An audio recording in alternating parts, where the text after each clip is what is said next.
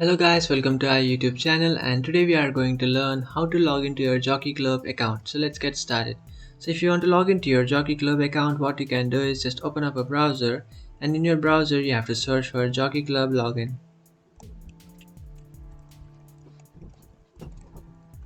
And after searching for that, here you can find this first option which says login. So just tap on that. And after tapping on that, now you have to enter your email address and then enter the password. So just simply enter your email address and enter your password. After entering your email address and password, so just tap on sign in, and after tapping on sign in, you will successfully sign into your account.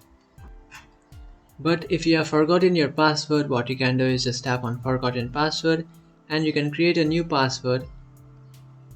After creating a new password, just come back to this login page and just enter that new password. And after entering that new password, just tap on sign in, and after tapping on sign in, you will successfully sign into your account. So that's it guys, this is how to log into your Jockey Club account. If you find this video helpful, don't forget to like and subscribe to our channel. If you have any doubts, feel free to comment below. Thanks for watching.